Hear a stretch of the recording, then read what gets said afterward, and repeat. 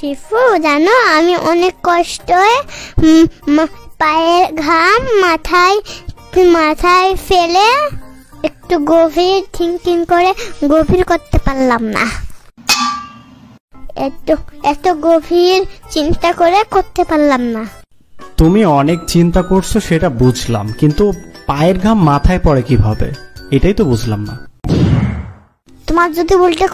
তোমাকে যদি উল্টে করে ধরে থাকা হয় তাহলে মাথার ঘাম পায়ে চলে আসবে। চুপ করো, তুমি সবসময় আজাইরা কথা বলতে হয়। আচ্ছা যাই হোক, কি এমন চিন্তা করছো শুনি? আমি অনেক চিন্তা করে আমি এটা বুঝতে পারি না যে হাতির শিং মুখে থাকে কেন।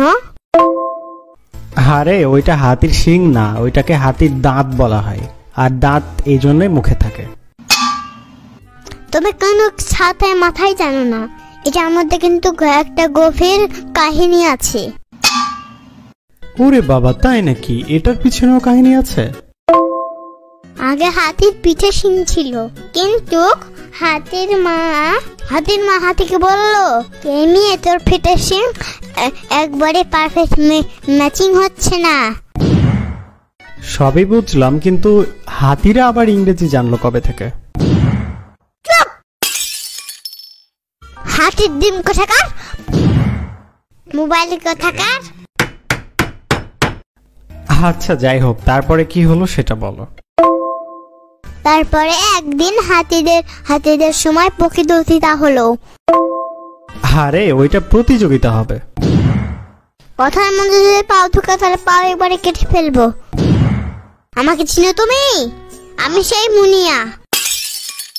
আমার নাম শুনলে আশেপাশের মানুষগুলো সব ভয়ে পালিয়ে যায়। আমার নাম কি তুমি জানো? মুনিয়া। আচ্ছা যাই হোক, তারপরে বলো কিসের প্রতিযোগিতা হলো? ঝগড়া করার প্রতিযোগিতা। জীবনে কত কিছুরই প্রতিযোগিতা দেখলাম, কিন্তু ঝগড়া করারও প্রতিযোগিতা হয় নাকি? পৃথিবীর সবকিছুর জন্য প্রতিযোগিতা আছে। তুমি মেয়ে পটনের বই ছাড়াই তো কিছুই বোঝো না।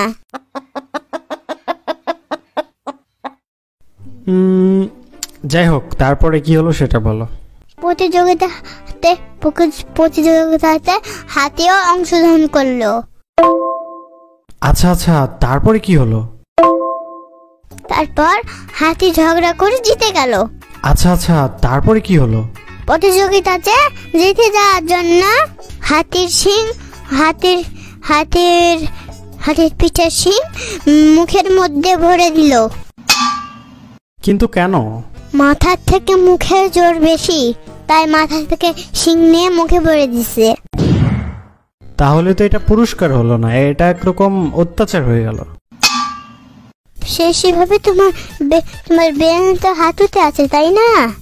সেভাবে তোমার জ্ঞান হেঁটু থেকে মাথায় তুলে দেওয়া উচিত। আরে ধুর, সব সময় যায় এটা কথা। যাও, তোমার আর গল্পই শুনবো না।